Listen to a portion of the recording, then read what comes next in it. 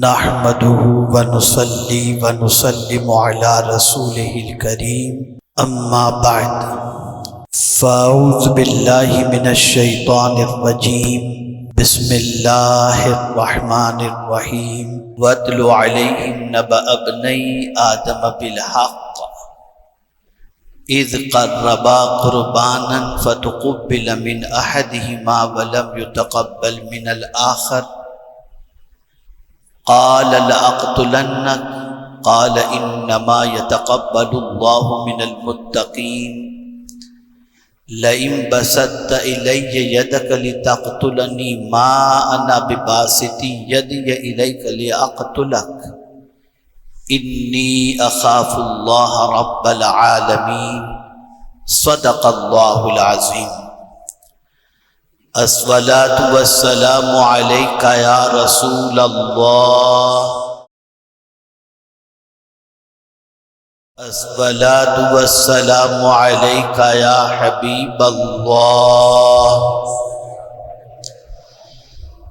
الصلاة والسلام عليك يا نبي الله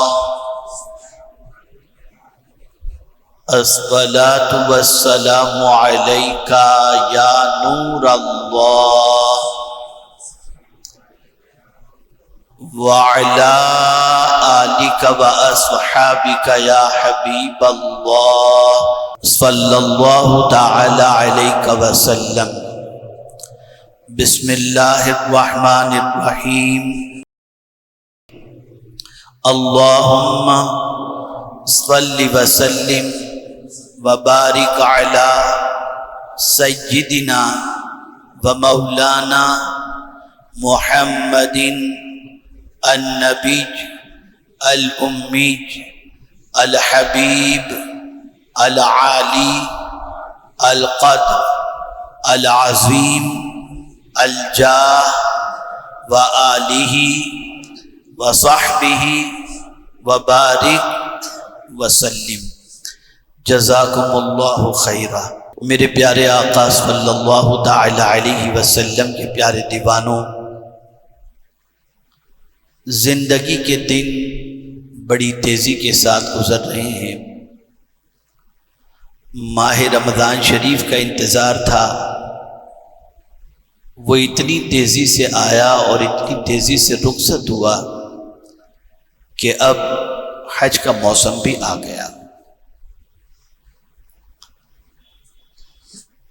وہ لوگ جنہیں اللہ رب العزت جل جلالہ حج کی سعادت عطا فرماتا ہے، بڑے خوش نصیب ہیں وہ۔ لیکن جو لوگ وہاں نہیں پہنچ پاتے، انہیں بھی اللہ عز و جل نے محروم نہیں رکھا، اور وہاں والوں کی عبادت و دعا کے اندر ان لوگوں کو شامل فرما لیا جو ماہ ذی الحجہ کی شروع کی 10 تاریخیں یعنی 10 دنوں میں عبادت و ریاضت کے اندر اپنے اوقات کو گزارتے ہیں۔ چونکہ ماہ ذی الحجہ انشاءاللہ آئندہ جمعہ تک شروع ہو جانا چاہیے، اور ہم اس وقت جس مہینے میں اپنے وقت گزار رہے ہیں وہ ماہ ذی القعدہ ہے، اور یہ مہینہ بھی حج کا مہینہ ہے۔ ویسے تو حج کا موسم شروع ہو جاتا ہے شوال کے چاند ہی سے، کہ قرآن مقدس میں اللہ عز و جل نے فرمایا الحج اشہر معلومات، یہ حج کے جو مہینے ہیں تو ان مہینوں کے اعتبار سے شوال کا چاند جیسے ہی نظر آیا حج کے مہینے شروع ہو گئے۔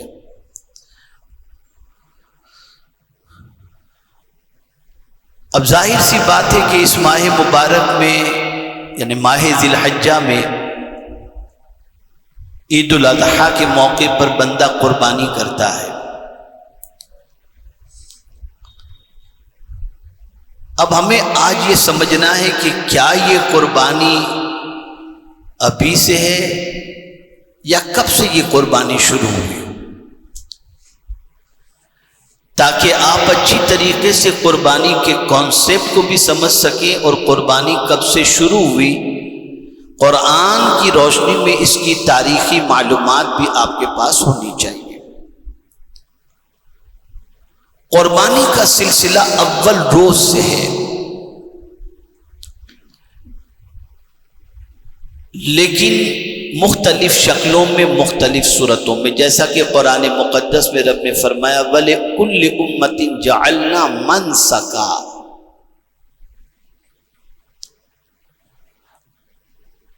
ہر امت کے لیے، ہر قوم کے لیے اللہ عز و جل نے قربانی رکھی ہے۔ سب سے پہلی قربانی کا کانسیپٹ، قربانی کا تصور اور قربانی کا سلسلہ کب شروع ہوا اسے سمجھ لیں۔ سورہ مائدہ کی آیت کی تلاوت کا میں نے شرف حاصل کیا، جس میں رب قدیر ارشاد فرماتا ہے وَاتْلُ عَلَيْهِمْ نَبَأَ ابْنَيْ آدَمَ بِالْحَقِّ، اور ان کو آدم علیہ السلام کے دو بیٹوں کا سچا قصہ پڑھو، سناؤ، پڑھاؤ، پڑھو، اس کی تلاوت کرو۔ آدم علیہ السلام کے دو بیٹے کون تھے؟ حابیل اور قابیل۔ حضرت آدم علیہ السلام کا معاملہ یہ تھا کہ حضرت حوا رضی اللہ تعالی عنہا کو جب بھی حمل قرار پاتا تو اس حمل سے ایک بیٹا اور ایک بیٹی پیدا ہوتے۔ تو حضرت آدم علیہ السلام سے پہلے دنیا میں کوئی انسان نہیں تھا، اور انسانوں کو اس دنیا کے اندر پیدا کرنا مقصود تھا، تو اس اعتبار سے اللہ عز و جل نے قانون اور شریعت رکھی تھی۔ تو اس دور کے اندر قانون کیا تھا کہ ایک حمل سے جو لڑکا اور لڑکی پیدا ہوئے، پھر دوسرے حمل سے جو لڑکا اور لڑکی پیدا ہوئے، تو پہلے حمل والے لڑکے اور لڑکی کا نکاح دوسرے حمل والے لڑکے اور لڑکی سے کرنا اس زمانے میں جائز تھا۔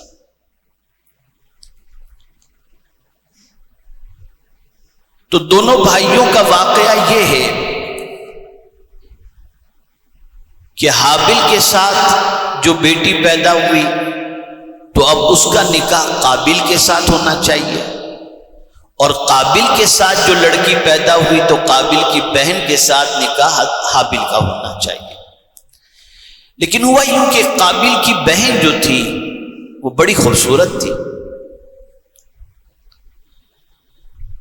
تو حضرت آدم علیہ السلام نے یہ فرمایا کہ حابیل کا نکاح قابیل کی بہن سے کر دیا جائے اور قابیل کی بہن کا نکاح حابیل سے کر دیا جائے، حابیل کی بہن سے کر دیا جائے۔ تو اس موقع پر قابیل نے احتجاج کیا کہ نہیں، میں جو ہے وہ اسی سے شادی کروں گا، یعنی اپنی بہن سے، اور میری بہن کو میں حابیل کے حوالے نہیں کروں گا، اس سے نکاح نہیں ہونے دوں گا۔ تو حضرت آدم علیہ السلام نے فرمایا یہ جائز نہیں ہے، اس طرح سے نہیں کر سکتے۔ اب قابیل کی پوزیشن یہ ہوئی تھوڑا ضدی، اس نے کہا نہیں میں تو کروں گا تو اسی سے کروں گا۔ تو اس وقت حضرت آدم علیہ السلام نے ارشاد فرمایا پھر ایک کام کرو کہ قربانی دو، جس کی قربانی قبول ہو جائے اس کی تمنا بھی پوری کر دی جائے گی، اور جس کی قربانی قبول نہ ہو پھر اس کی ڈیمانڈ پوری نہیں کی جائے گی۔ اب حضرت آدم علیہ السلام کی اس بات پر عمل جو ہے وہ جلدی سے کرنے کو وہ تیار نہیں تھا، لیکن بہرحال اس کے لیے وہ تیار بعد میں ہوا۔ تو قابیل نے یہ کیا کہ کچھ گیہوں لے کر کے آیا، اور حابیل نے یہ کیا کہ بعض روایتوں میں ایک بکری ہے، بعض روایتوں میں مینڈھا ہے، وہ لے کر کے آئے۔ اب بہت غور سے سنیے گا اور میرے آقا کی عظمت پر قربان جائیں گے آپ صلی اللہ علیہ وسلم۔ یہ پہلی قربانی ہے اور اس وقت قربانی قبول ہو رہی ہے یا نہیں ہو رہی، اس کو اسی موقع پہ واضح کر دیا جاتا کہ تمہاری قربانی قبول، تمہاری قربانی قبول نہیں۔ اب طریقہ کیا تھا؟ اپنی قربانی کی چیزوں کو میدان میں لا کر رکھ دو، آسمان سے ایک سفید آگ آتی اور جس نے جو چیز قربانی کے لیے پیش کی ہے اگر اسے آگ جلا لے اس کی قربانی قبول، اور اگر آگ نہ جلائے اس کی قربانی رد۔ تو قابل نے گیہوں رکھے، حابل نے جو ہے وہ بکری یا بھیڑ جو ہے اس کو رکھا، اس نے دمبے کو رکھا۔ اتنے میں ایسا ہوا کہ آسمان سے آگ آئی اور حابل کی قربانی جو بکری کی شکل میں یا دمبے کی شکل میں جو تھی اس قربانی کو جلا کر کے چلی گئی آگ۔ واضح ہو گیا کہ حابل کی قربانی کو اللہ نے قبول فرما لیا ہے، اب فیصلہ حابل کے حق میں ہوگا۔ اب تھوڑی دیر کے لیے آگے کے واقعے کی طرف جانے سے پہلے میں تھوڑا سمجھاؤں۔ آج ہم لوگ بھی قربانی کرتے ہیں لیکن کوئی جانتا ہے کہ قربانی قبول ہو رہی ہے یا نہیں ہو رہی؟ سب چھپائے رکھا ہے میرے کریم نے۔ وجہ کیا ہے اس کو بھی سمجھے۔ قرآن شریف کے اندر اگلی امتوں کے گناہوں کا ذکر ہے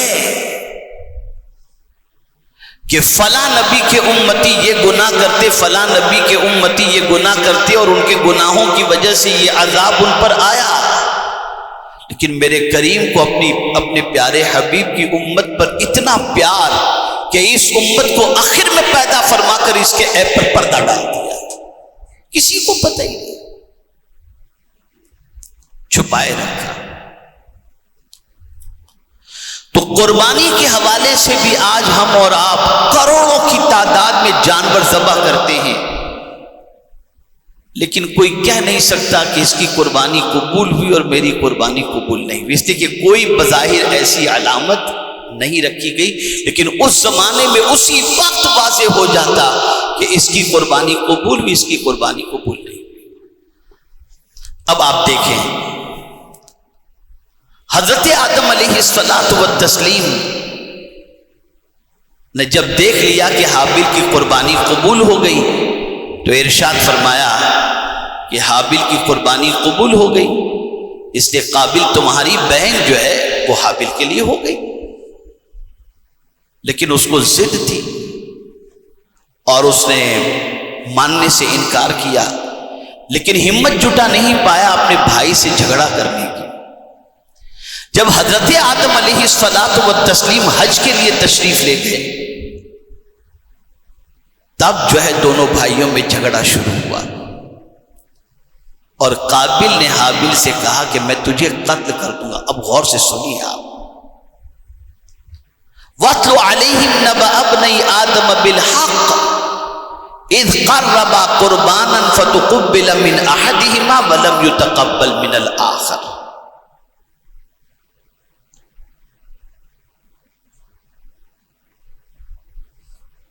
اور پھر آگے دیکھیں آپ، قربانی کی قبولیت کے بعد ایک بات حابل نے کہی جس کی قربانی قبول ہوئی تھی، اس نے بڑی پیاری بات کہی جس کو سمجھنا ہے۔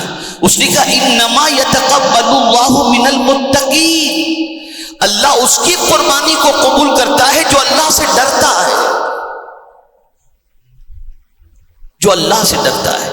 اسی لیے قربانی کے حوالے سے اللہ نے واضح لفظوں میں فرمایا لن ینال اللہ لحومها ولا دماؤها ولکن ینالہ التقوی منکم، اللہ کی بارگاہ کے اندر نہ تمہارا گوشت پہنچتا ہے اور نہ تمہارا خون پہنچتا ہے، یعنی جو قربانی کا ہے وہ گوشت بھی نہیں پہنچتا، خون بھی نہیں پہنچتا، تمہاری نیت اور جو تم اللہ سے ڈرتے ہو نا، یہ نیت تمہاری اللہ کی بارگاہ کے اندر پہنچتی ہے۔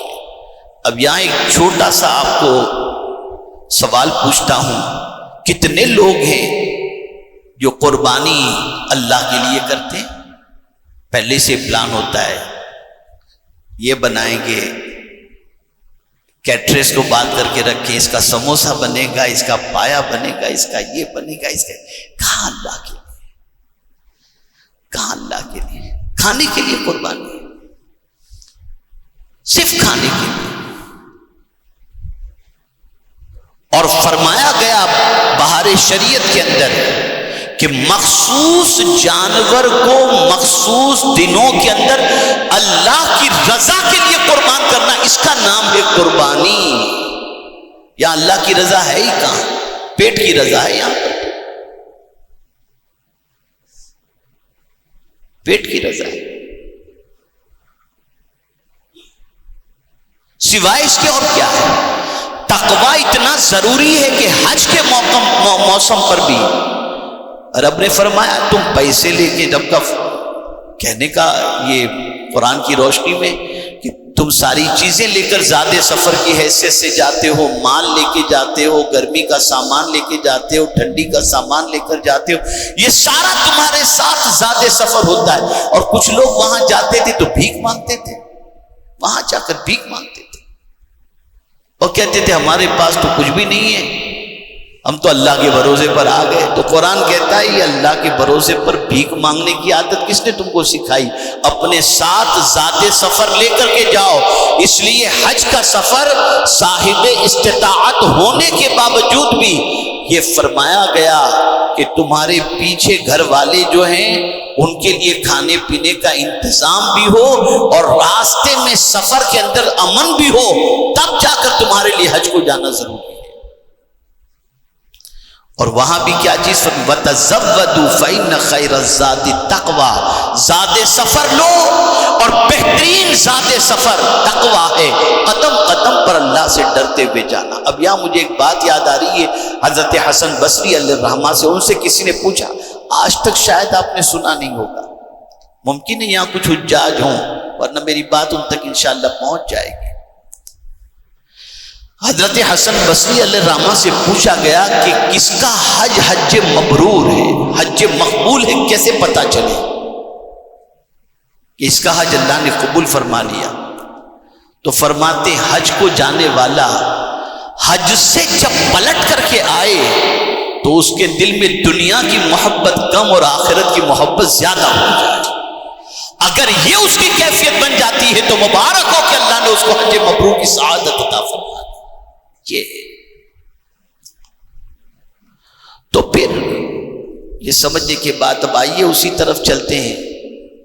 تو اس نے کہا میں تمہیں قتل کر دوں گا، اور یہ بات میری ہمیشہ یاد رکھیے گا، زیادہ تر قتل کی وجہ تین چیزیں بنی،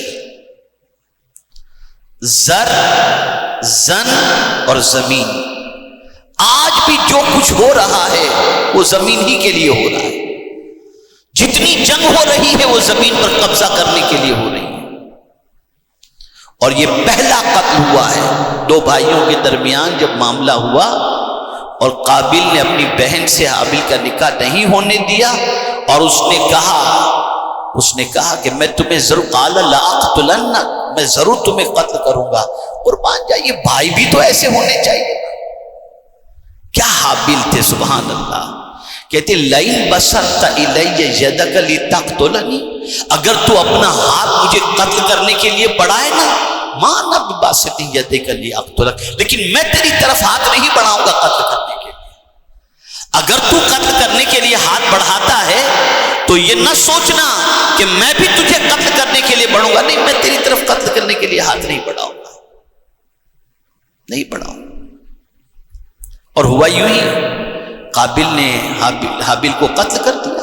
یہ پہلا قتل تھا۔ اب یہاں سنیے، فرمایا گیا قیامت تک جتنے بھی قتل ہوں گے ان سارے قتل کا گناہ قتل شروع کرنے والے قابل کے اوپر جائے گا۔ اس لیے کوئی بھی کام اگر تم شروع کرتے ہو اور وہ کام گناہ کا ہے اور اس گناہ کے کام پر دنیا اگر چل پڑے تو جتنی دنیا گناہ کرے گی اس کا سارا عذاب گناہ شروع کرنے والے کے اوپر ہوگا. اس کو سمجھ لو آپ. جیسے فرمایا گیا الدال علی الخیر کفاعلہ، بھلائی پر کام کرنے والا بھلائی کرنے کے برابر ہے. یعنی جس نے کوئی بھلائی کا کام شروع کیا جب تک وہ بھلائی کا کام ہوتا رہے گا، جس نے شروع کیا اللہ تعالیٰ اس کو اس کا ثواب عطا کرتا رہے گا. جتنے بھی کرتے رہیں گے سب کا ثواب اللہ اسے عطا فرمائے گا. یہاں تو برائی شروع کرنے میں لوگ یعنی برائی تو نئی شروع ہو رہی، کیا بتاؤں کتنی شروع ہو رہی. آج شادیوں میں آپ دیکھ لیجیے کتنی برائیاں، پتہ نہیں کس نے شروع کی ہوں گی اور وہ اپنے دامن میں کتنے گناہ کو جمع کر رہا ہوگا. مجھے ابھی میں کل مدینہ منورہ میں تھا، آج صبح ہی مدینہ منورہ سے الحمدللہ میں حاضر ہوا ہوں. ایک رات سرکار کی بارگاہ میں گزارنے کا مجھے موقع ملا، میں وہاں حاضر ہو گیا تھا. پرسوں میں دبئی میں تھا تو ایک بچے کی نسبت طے ہوئی تھی. تو اس بچے نے مجھ سے آ کر کے پوچھا کہ کیا منگنی کے اندر جب ہمارے یہاں فنکشن ہو تو میں اپنی منگیتر کے ساتھ بیٹھ سکتا ہوں؟ میں نے کہا بالکل نہیں، وہ تمہارے لیے حلال ہے ہی نہیں، نکاح ہوا ہی نہیں ہے تمہارا. کہا بس حضرت آپ نے بتا دیا، اب میں اس پر عمل کروں گا. پھر اس نے کہا کہ یہاں پر تو بہت ساری چیزیں ہوتی ہیں. میں نے کہا کون شروع کیا اور کب سے شروع کیا یہ نہیں معلوم، لیکن جس نے شروع کیا اس کے اوپر عذاب آئے گا. یہ نت نئے سسٹم جو شروع ہو رہے، غزل نائٹ، کوئی کہاں جا کے منا رہا ہے، کوئی کہاں جا کے منا رہا ہے، یہ سب کا عذاب. کسی میں طاقت نہیں اللہ کے عذاب کو برداشت کرنے کی، کسی میں طاقت نہیں. یار ایک سر میں درد ہو تو چیخ نکل جاتی ہے، تو اس قبر کے اندر اللہ کے عذاب کو کیسے برداشت کریں گے؟ لوگ دنیا کو خوش کرنے کی فکر کرتے ہیں، رحمان کو خوش کرنے کی فکر نہیں کرتے، اس کو خوش کرنے کی فکر نہیں کرتے. خیر، تو حابیل نے کہا کہ میں اپنا ہاتھ تیری طرف نہیں بڑھاؤں گا، میں تجھے قتل نہیں کروں گا. اور یہ پہلا قتل قابل کی طرف سے ہوا. اب یہاں ایک اور بات ہے، سورہ قابل نے قتل تو کر دیا حابیل کا، اب یہاں سے دفنانے کا جو مسلمان مرتا ہے تو دفنانے کا جو سلسلہ ہے نا، یہ کیسے شروع ہوا یہ بھی تھوڑا سا سمجھ میں آ جائے. اب قابل کو پریشانی کہ میرے بھائی کی میت کو میں کہاں رکھوں، یہ اس کو پریشانی ہوئی کہ میرے باپ آئیں گے تو کیا ہوگا. اب اسی پریشانی کے عالم کے اندر وہ تھا، تو اس نے دیکھا کہ ایک کوہ، یہ قرآن شریف کے اندر موجود ہے کہ ایک کوے نے اپنی چونچ کے ذریعے مٹی کو کھود کر ایسی قبر جیسا کچھ بنانا شروع کیا.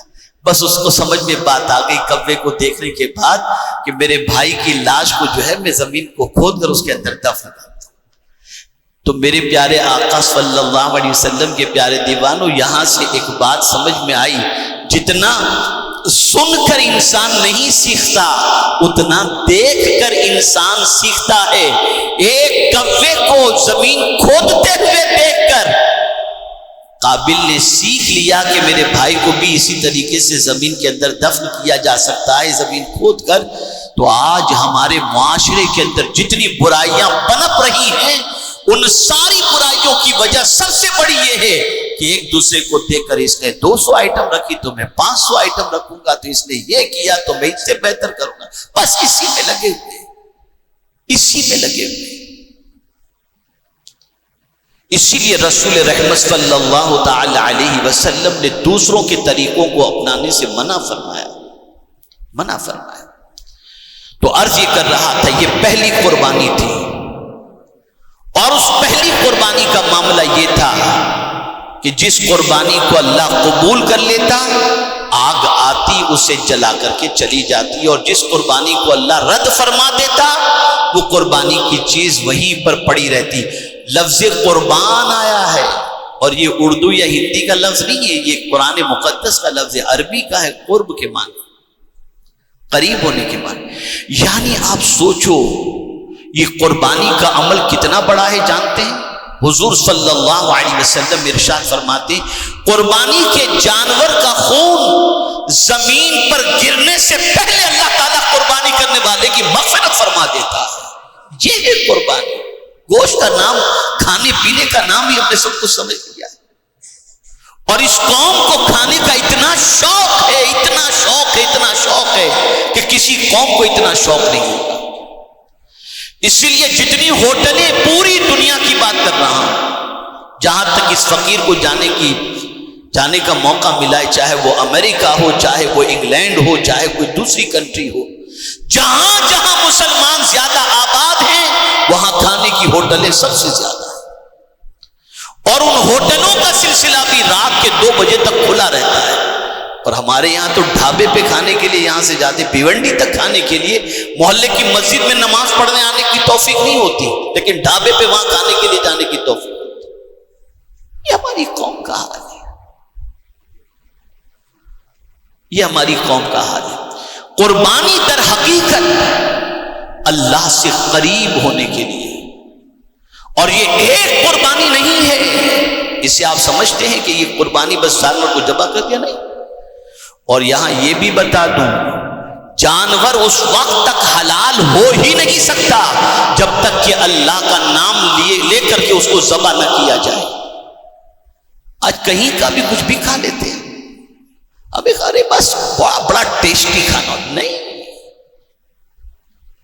یہ ٹیسٹی کھانا وہاں ٹیسٹ نکل جائے گا سارا قبر کے اندر. جس جانور پر اللہ کا نام نہ لیا جائے وہ جانور حلال ہی نہیں ہوتا بغیر اللہ کے نام کے ذبح کیا جائے. وَلِكُلِّ أُمَّةٍ جَعَلْنَا مَنْسَكًا لِيَذْكُرُوا اسْمَ اللَّهِ عَلَيْهِ. جب تک کہ اللہ کا نام لے کر کے اس کو ذبح نہ کیا جائے اس وقت تک وہ جانور حلال ہے ہی نہیں. اور اگر کوئی اس کو کھا لے تو فرمایا گیا کہ اس کے جسم کے اندر اس سے جو گوشت بنے گا اس کا حقدار سب سے زیادہ جہنم کی آگ ہے، سب سے زیادہ. اور ایسے شخص کی دعا بھی اللہ قبول نہیں کرتا. ایک زمانے میں لوگ معبودان باطل کے نام سے جانور ذبح کرتے تھے، تو قرآن نے کہا اللہ کے نام سے جانور ذبح کرو. گفتگو تھوڑی طویل ہو گئی، انہی کلمات خیر پر تھوڑا سا بیک گراؤنڈ مجھے بتانا تھا کہ قربانی کا آغاز کب سے ہوا اور اس زمانے میں قربانی کی قبولیت کی علامت کیا تھی. لیکن ایک آیت کے ایک ٹکڑے نے ہمیں بہت بڑا سبق دیا. انما یتقبل اللہ من المتقین، اللہ متقین کی قربانی کو قبول کرتا ہے. تو جو بھی کرو اللہ کے لیے کرو، اللہ کے لیے کرو. اللہ ہم سب پر کرم کی نظر فرمائے. وما علینا الا البلاغ المبین. السلام علیکم ورحمۃ اللہ وبرکاتہ.